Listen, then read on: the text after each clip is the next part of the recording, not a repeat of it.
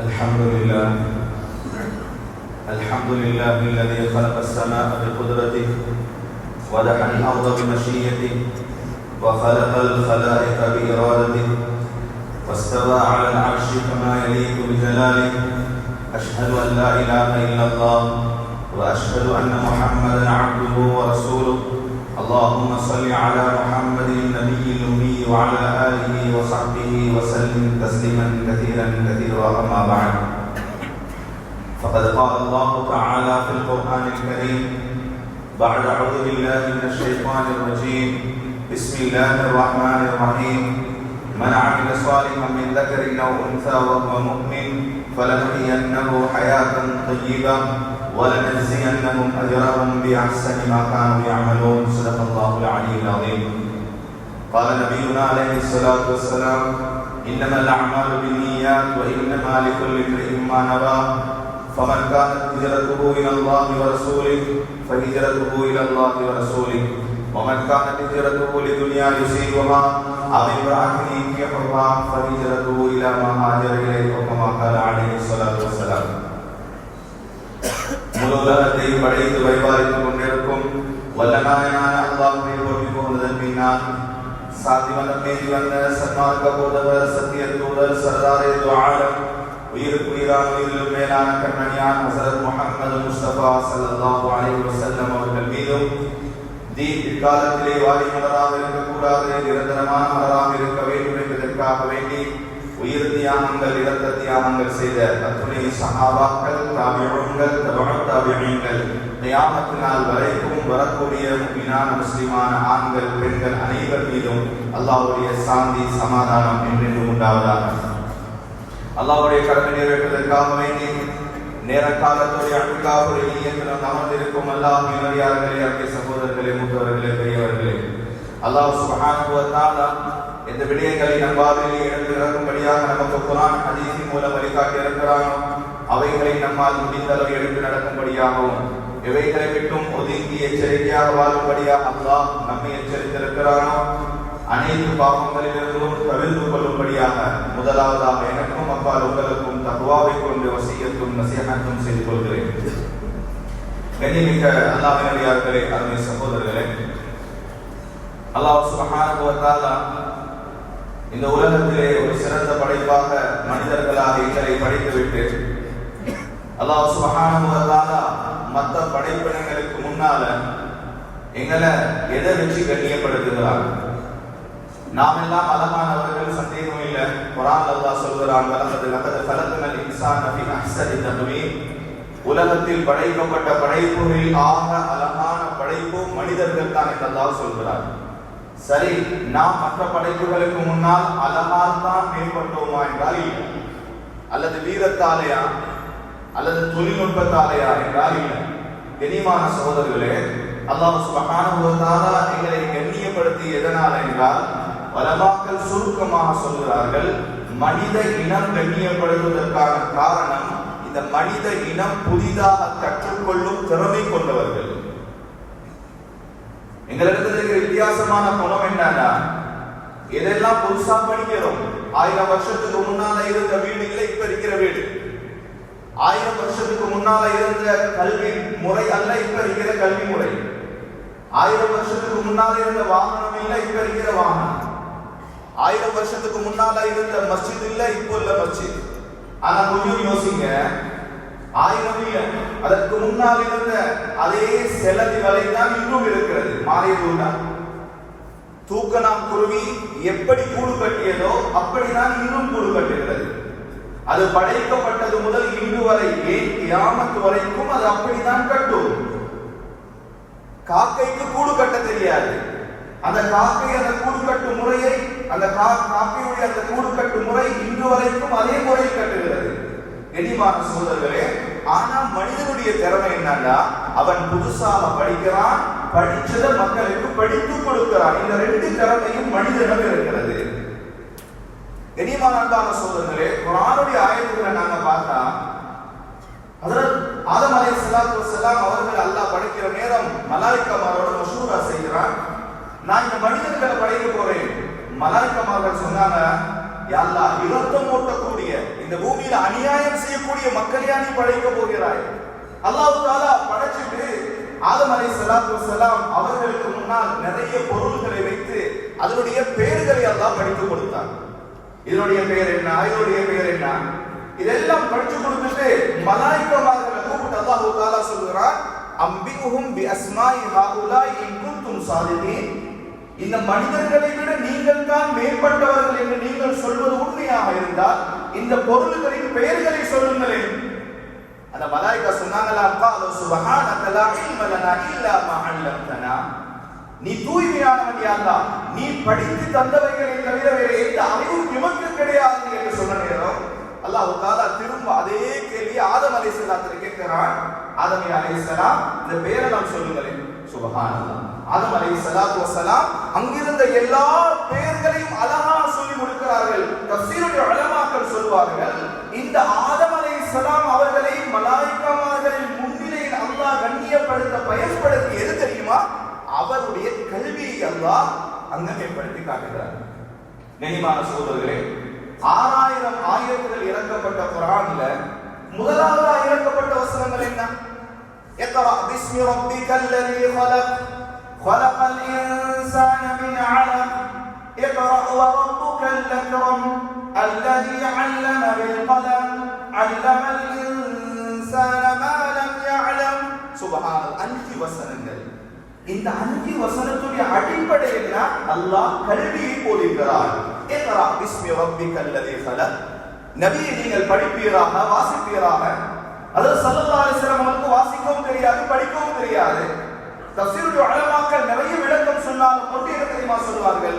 அந்த முகாத்தப் அது இறக்கப்பட்டது நபி அவர்களுக்கு இருந்தாலும் அது இறக்கப்பட்டதின் சட்டம் முழு உம்மத்தையும் சாரும். அல்லாஹ் தஆலா நம்மை பார்த்து சொல்கிறான், மனிதர்களே படிங்க, வாசிங்க, அல்லாஹ்வை விளங்குங்க.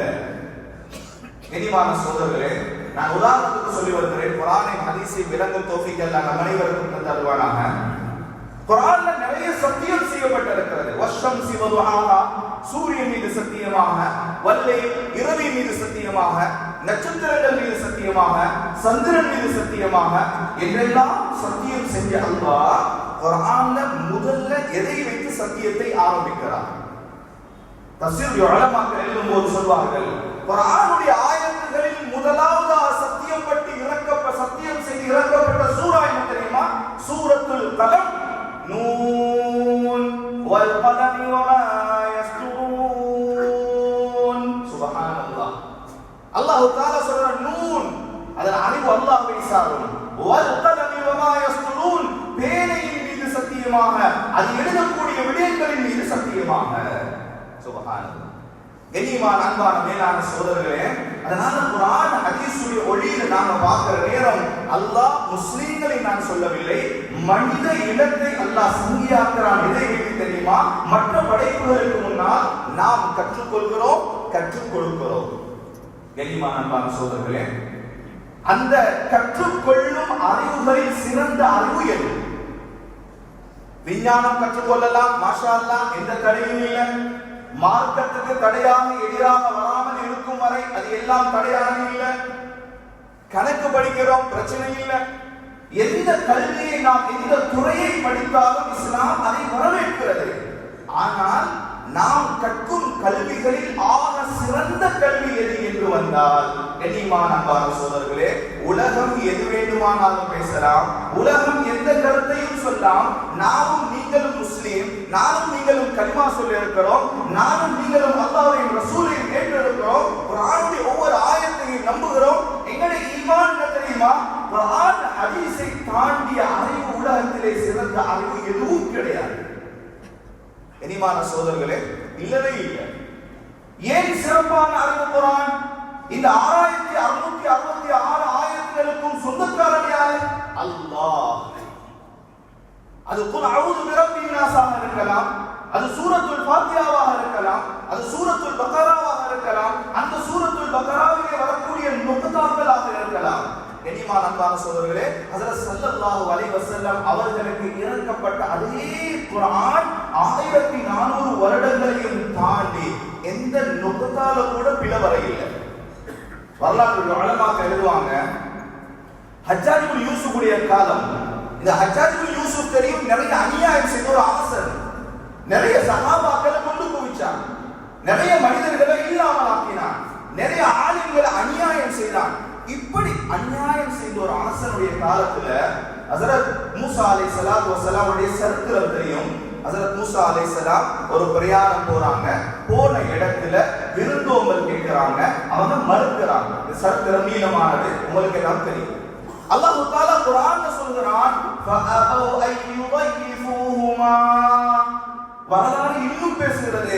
அந்த ஊர் மக்கள் எல்லாம் மூசா அலைஹிஸ்ஸலாம் அவர்களுக்கும் அவரோடு போனவர்களுக்கும் விருந்தோம்பல் செய்ய மறுத்து விட்டார்கள். ஃபஅபௌ அய்யுதைஃபூஹுமா. கனிமான சகோதரர்களே, பா எங்களுக்கு தெரியும், அலிஃப்க்கு பின்னால வர எழுத்து பா. அந்த பாயின் அடையாளம் என்ன? கீழால ஒரு நுக்தா வரும். சரி, பாவ தாவா மாத்த நாங்க என்ன செய்யணும்? ஒரு பா இருக்குது, அந்த பா என்ற இடத்தை தாவா மாத்தணுமா? கீழுள்ள நுக்தாவை மேல போட்டு இன்னொரு புள்ளியை வச்சா அது தாவா மாறிடும். சரி, அந்த குர்ஆன்ல வந்து ஃபஅபௌ என்ற இடத்திற்கு பகரமாக தாவை வைத்து ஃபஅதௌ அய்யுதைஃபூஹுமா என்று வந்துவிட்டால் அதன் தர்ஜுமா எப்படி தெரியுமா வரும்? மூசா அலைஹிஸ்ஸலாம் அவர்களையும் அவரோடு வந்தவர்களை விருந்தோம்பல் செய்ய இந்த ஊர் மக்கள் எல்லாம் சேர்ந்து வந்தாங்க என்றால் வரும். அந்த மக்கள் எல்லாம் பார்த்தாங்களா, இது நல்ல ஒரு சந்தர்ப்பம், நல்ல ஒரு சந்தர்ப்பம், எங்களால குளிர் காயலும், இந்த பிரச்சனைகளை எங்களால குளிர் காயலும், என்ன செய்யலாம்? போனாங்களா ஹஜ்ஜாஜ் இப்னு யூசுஃப் இடத்துல சொன்னாங்களா, நீங்க நிறைய உலமாக்களை கொல்றீங்க, நிறைய சஹாபாக்களை கொன்றுட்டீங்க, நீ ஒன்றும் செய்ய வேணாம், நீங்க கேட்கிற சன்மானத்தை நாங்க தாரோம், நீங்க என்ன தெரியுமா செய்யணும்? இந்த நுக்தாவை மாத்தி 2 நுக்தாவாக மாத்துங்க.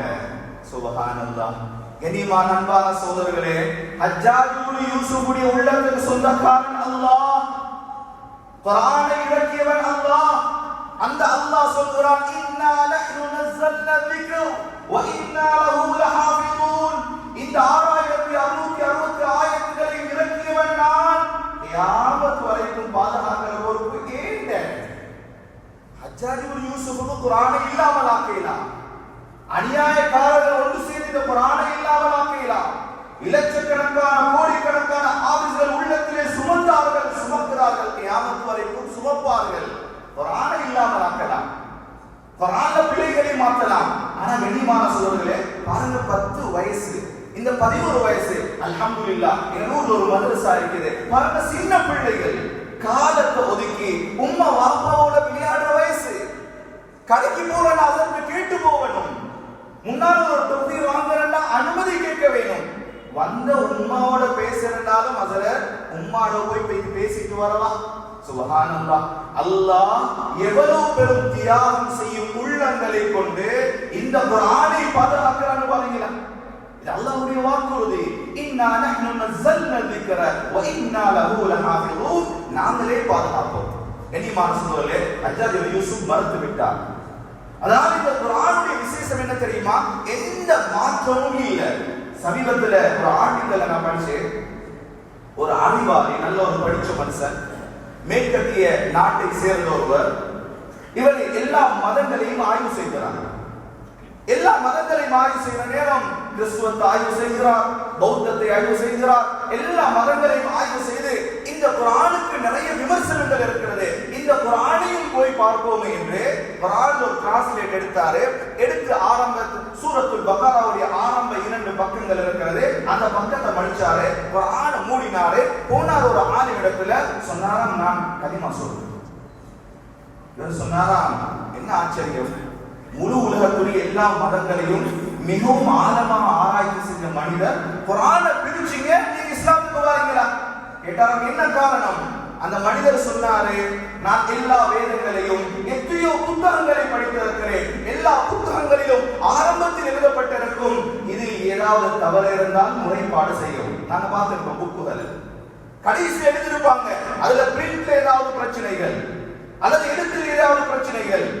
ஆனால் இந்த குர்ஆனுடைய முதல் பக்கம் என்ன தெரியுமா? சூரத்துல் பக்ராவை எடுத்து பாருங்க, குர்ஆனை விளங்குங்க. அல்லாஹ் நம் அனைவருக்கும் அந்த தௌஃபீகை செய்தருள்வாராக. கனிமான சோல்லே, குர்ஆன் என்பது உயர்வான ஒரு இடத்துல நாம வச்சுட்டு வருஷத்துக்கு ஒருக்கா கத்முல் குர்ஆனுக்காக வேண்டி தூசி தட்டி எடுக்கிற புத்தகம் அல்ல அது புத்தகம். ஒவ்வொரு நாளும் ஓதப்பட வேண்டும், ஒவ்வொரு நாளுடைய கருத்துகள் விளங்கப்பட வேண்டும். இப்ப அந்த மனிதன் சொன்னாரு, சூரத்துல் பக்ரால நான் ஆரம்பிச்சேன், அது எப்படி வருது? அலிஃப் லாம் மீம்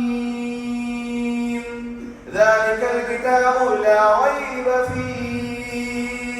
சுப்ஹானல்லாஹ். ஆரம்ப வசனம் என்ன?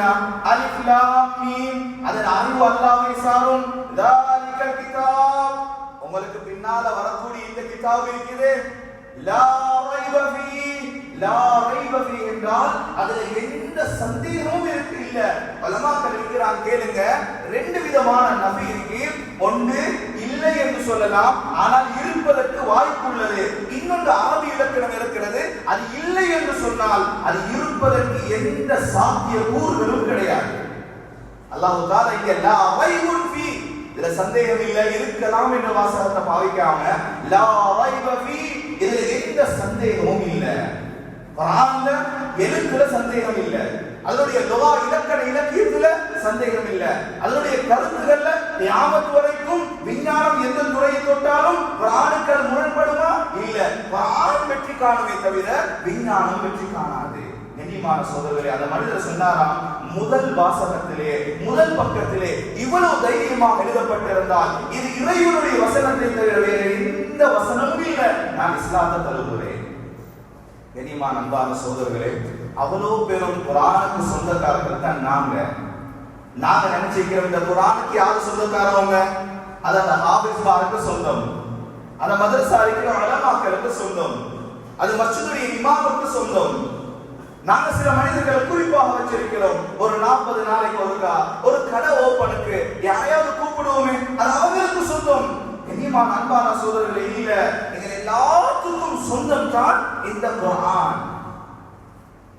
இந்த குர்ஆன் எனக்கும் சொந்தம், உங்களுக்கும் சொந்தம், கியாமத் நாள் வரக்கூடிய எல்லா மனிதர்களுக்கும் சொந்தமானது. அதனால தான் அல்லாஹ் தஆலா குர்ஆன்ல சொல்றான், கியாமத் வரைக்கும் இதை பாதுகாப்போம்.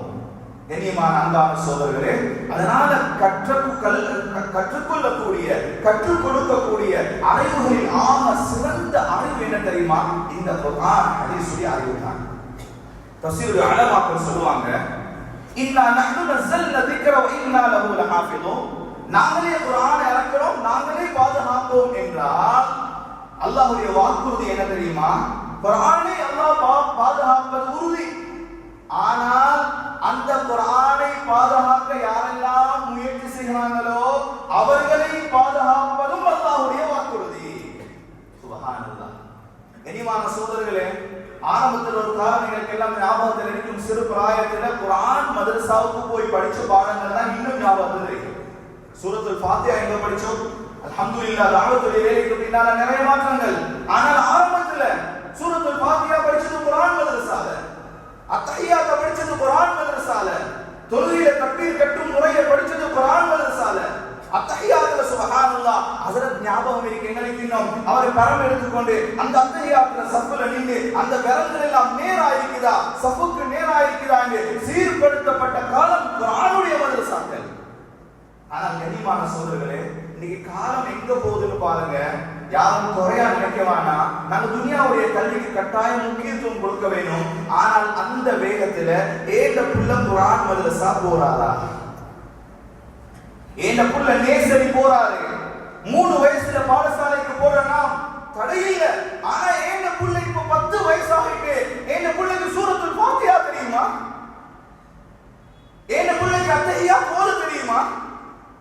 ஏண்ட புள்ள தக்பீர் கற்றாரு, தக்பீர் கற்று அல்லாஹு அக்பர் என்ற அலிஃப் வந்து அக்பர் என்ற ரா முடிவதற்கு முன்னால் ஏண்ட தொழுகையுடைய முழு நியத்தையும் நான் வைத்துக் கொள்ள வேண்டும் என்ற சட்டம் அந்த புள்ளைக்கு தெரியுமா?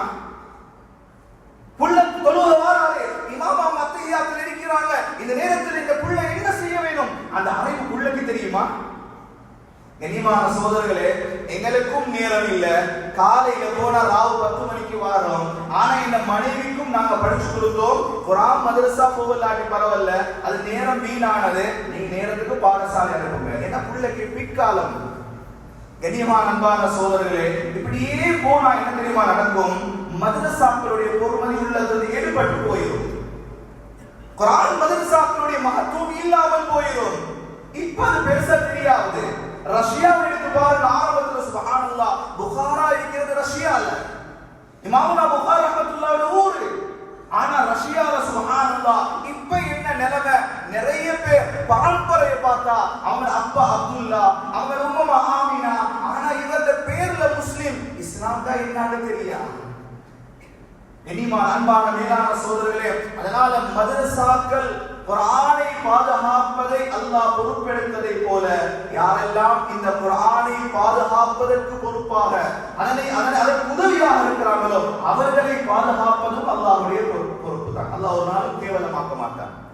கண்ணியமான சோதரர்களே, துனியால முரண்பாடுகள் வரலாம், கருத்து வேறுபாடுகள் வரலாம். துனியாவுக்காகவே நாங்க நலவு செய்வது இல்லை. 4 பேர் நலவு சொல்லணும்ன்றதுக்காக செய்கிறது, அது பிரயோஜனமும் இல்லை. எவ்வளவு காலம் நலவு கேட்போம்? 60 வருஷம் 70 வருஷம் கபருக்கு போனா பேசுறதும் தெரியா, பேசுறதும் தெரியா. நான் வீட்டுல இருந்தாங்க ஏசினா என்ன பேசினா என்ன, என்ன காது கேட்டால எனக்கு மன வருத்தம். ஆனால் கண்ணியமான சோதரர்களே, இந்த உலகம் நலவு செய்யற நேரம் அல்லாஹ் நம் அனைவரை பாதுகாப்பானாக, நலவுக்கு உதவியாக அல்லாஹ் நம்மை ஆக்குவானாக, நலவுகளை தடைக்கு காரணம் அல்லாஹ் எங்களை ஆக்காமல் இருப்பானாக. கண்ணியமான சோதரர்களே, ஹஜ்ரத் உஸ்மான் ரலியல்லாஹு தஆலா உதாரணத்துக்கு சொல்கிறேன். ஹஜ்ரத் உஸ்மான் ரலியல்லாஹு தஆலா எவ்வளவு உதவி செஞ்சாங்க இஸ்லாத்துக்கு. ஆரம்பத்துல மதீனாக்கு வராங்க, தண்ணி வசதி இல்ல, எல்லா மக்களுக்கும் சிரமம். தன்னுடைய சொத்துல கோடிக்கணக்கான ரூபாய்கள் தற்காலத்துக்கு பெருமதியான அந்த சொத்தை சல்லியை கொடுத்து ஒரு கிணற வாங்கி கொடுத்தாங்க. ஆனால் கண்ணியமான சோதரர்களே, இந்த சமூகம் மறந்தது. இந்த சமூகம் மறந்தது. ஹஜ்ரத் உஸ்மான் ரலியல்லாஹு தஆலா அலைக்குள் அவங்க வீட்டுக்குள்ளால சிறை பிடிக்கப்படுறாங்க. எல்லாரும் கொல்றதுக்கு வாளோட இருக்கிறாங்க. அவங்க சொன்னாங்களாம், நான் எப்படி உங்களுக்கு அநியாயம் செய்வேன், நான் எப்படி உங்களுடைய இஸ்லாத்துக்கு மாற்றம் செய்வேன்? உங்களுக்கு தண்ணி இல்லைன்ற நேரம் தண்ணியை ஏழ காசை கொடுத்து தானே வாங்கி தந்தேன். கண்ணியமான சொல்லி கவலையான சரித்திரம். ஆனாலும் அந்த சமூகம் ஏற்றுக்கொள்ள இல்லை.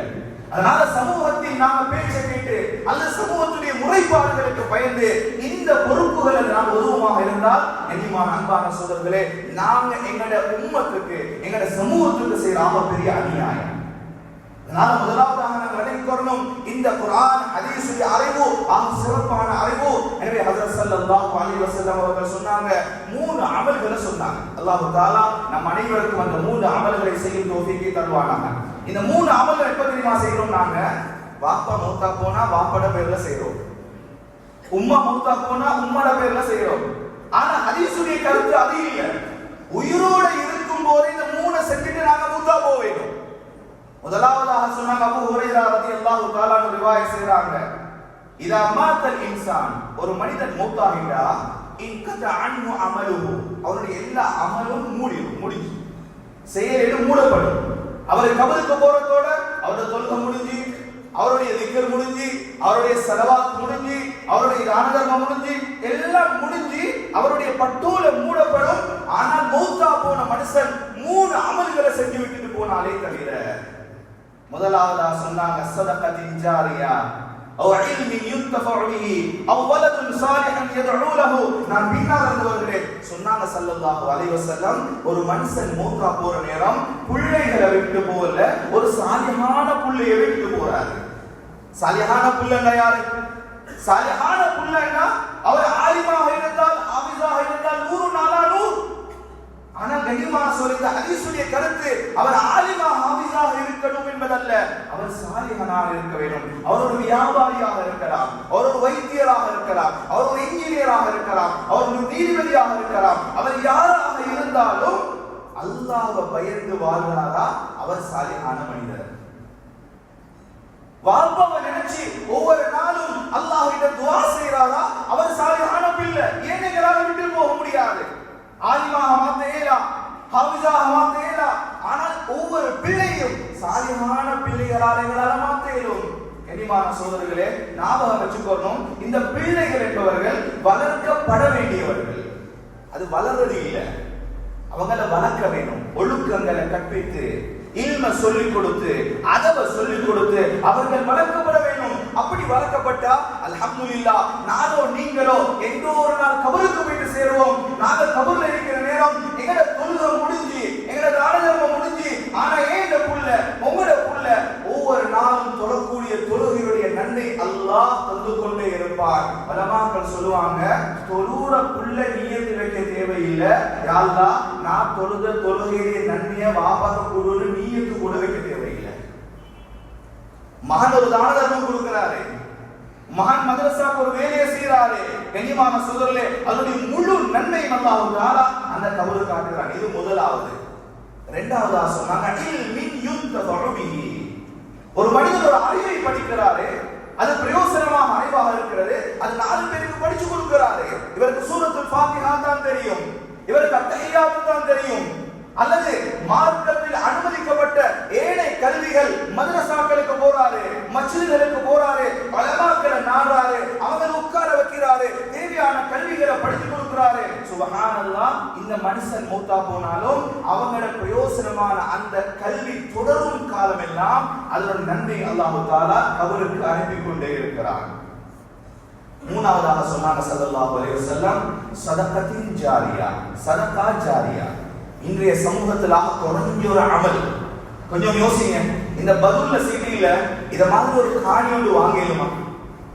இத மாதிரி ஒரு காணி ஒன்று வாங்குறது லேசா?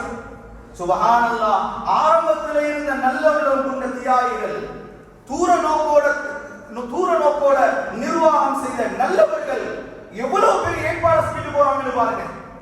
ஹஜ்ரத் ஸல்லல்லாஹு அலைஹி வஸல்லம் மஸ்ஜிதுல் நபவியை கட்ட பார்க்கறாங்க. நல்ல ஒரு காணி இருக்குது, அது பனு நஜ்ஜார் கோத்திரத்துக்கு சொந்தமான காணி.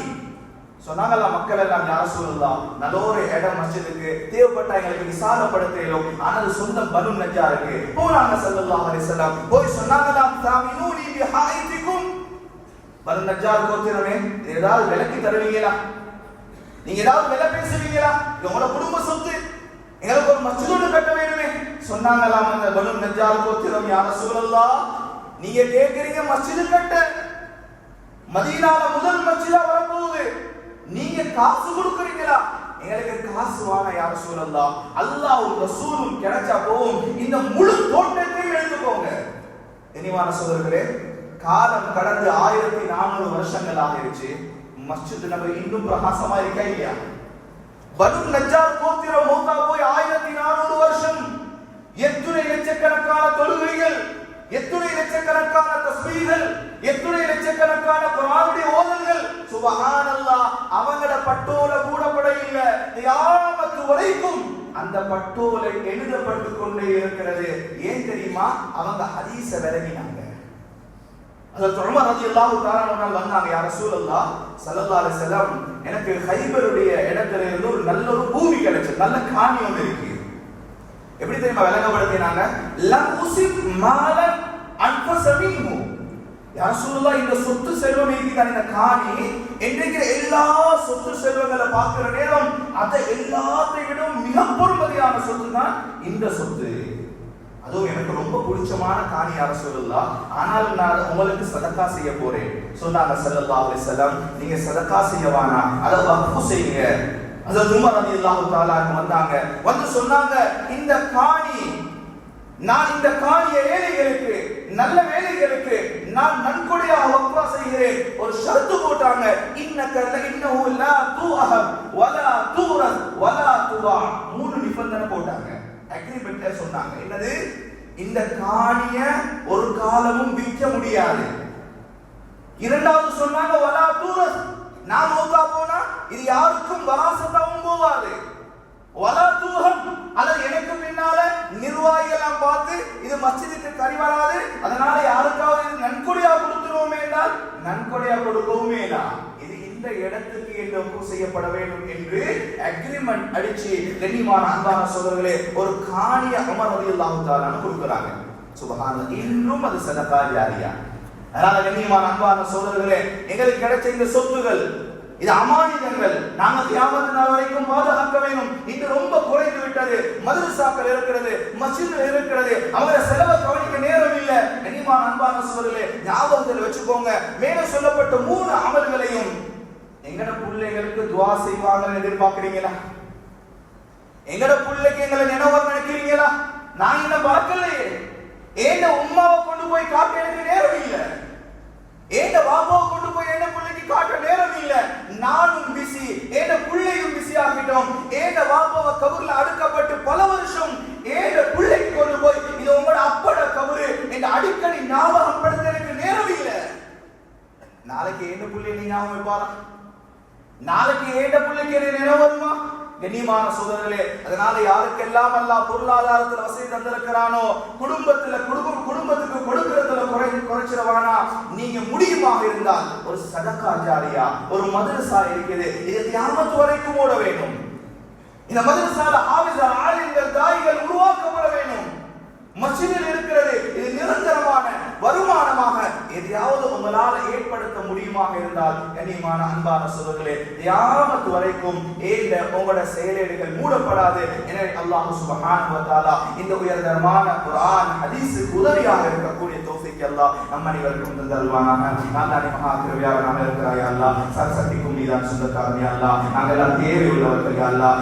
நாங்கெல்லாம் பிரச்சனையோடு இருக்கிறோம் யா அல்லாஹ். எங்களுடைய எல்லா நிலைமைகளும் உனக்கு தெரியும் யா அல்லாஹ். எங்களோட தனிமை உனக்கு தெரியும் யா அல்லாஹ். எங்களோட ரகசியம் உனக்கு தெரியும் யா அல்லாஹ். யாருக்கும் மறைச்சு யா அல்லாஹ் பாவம் செய்யலாம் யா அல்லாஹ். உனக்கு மறக்க இயலாது யா அல்லாஹ். உனக்கு மறக்க முடியாது யா அல்லாஹ். எங்களோட பாவங்களை மன்னிச்சு யா அல்லாஹ். எங்களோட தனிமையில செஞ்ச பாவங்களை மன்னிச்சு யா அல்லாஹ். அறிந்தும் அறியாமலும் செய்த அனைத்து பாவங்களை மன்னிச்சு யா அல்லாஹ். நீ மகா இரக்கம் உள்ளவன் யா அல்லாஹ். எங்களோட உம்மா விட 70 மடங்கு நீ பாசம் உள்ளவன் யா அல்லாஹ். எங்களோட உம்மா என்னை கொண்டு போய் நெருப்புல போட விரும்ப மாட்டாய் யா அல்லாஹ். எங்களோட உம்மா விட 70 மடங்கு நீ பாசம் உள்ளவன் யா அல்லாஹ். நாங்க செஞ்ச பாவத்தால் எங்களை தண்டிச்சிடாது யா அல்லாஹ். யா அல்லாஹ் பாவம் செய்தது விபரீதம் சக்கராத்துல விலகும் யா அல்லாஹ். கலிமா வராது யா அல்லாஹ். தொழுக மனசு வராது யா அல்லாஹ். சதகா செய்ய மனசு வராது யா அல்லாஹ். அப்படிப்பட்ட நிலைமைகளை உருவாக்கிறாது யா அல்லாஹ். கடைசி நிலைமையை சீராக்கி யா அல்லாஹ். நாங்க தஹஜ்ஜுத் தொழுறது அதுக்கு தான் யா அல்லாஹ். தான தர்மம் செய்யறது அதுக்கு தான் யா அல்லாஹ். அந்த கடைசி மூச்சு யா அல்லாஹ் லா இலாஹ இல்லல்லாஹ் முஹம்மது ரசூலுல்லாஹ் என்ற மூச்சா ஆக்கி யா அல்லாஹ்.